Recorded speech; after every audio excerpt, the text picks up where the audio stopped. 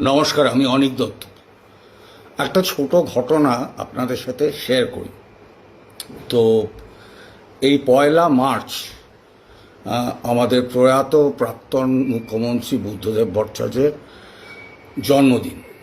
এই প্রথম জন্মদিন যখন উনি আর আমাদের মধ্যে নেই। তো কিছুদিন আগে ওর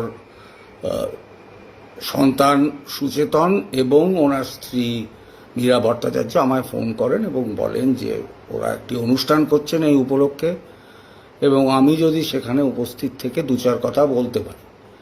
তাই আমি বললাম, প্রথম পার্টটা ঠিক আছে, উপস্থিত সেটা অবশ্যই আমায় অনুরোধ করার কিছু নেই, নিশ্চয়ই যাব, সময় মতো যথাস্থানে পৌঁছে যাব।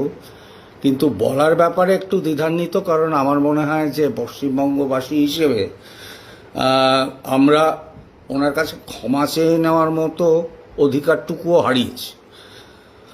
তো যাই হোক, কিছুদিন বাদে মীরা দেবী আবার ফোন করেন এবং আমার অ্যাড্রেসটা চান। তো বলে যে আমি একটা কার্ড পাঠাবো। আমি বললাম, দেখুন, কার্ডটা আমায় পাঠাতে হবে না।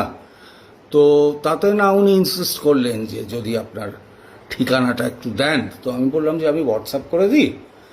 তো উনি বললেন যে যদি একটু আপনি বলে দিতে পারেন, অসুবিধা না হয়, তাহলে আমি লিখে নেব। তো আমি দিলাম। তারপর ওনাকে আমি জিজ্ঞেস করলাম কৌতূহলবশত যে আপনি কি হোয়াটসঅ্যাপ ইউজ করেন না? তখন উনি একটু ইতস্তত করে আমায় বললেন, না, আসলে আমার ফোনটা স্মার্টফোন নয়। তো ঘটনাটা এইটুকুই, খুবই তুচ্ছ, আবার তুচ্ছ নয়ও।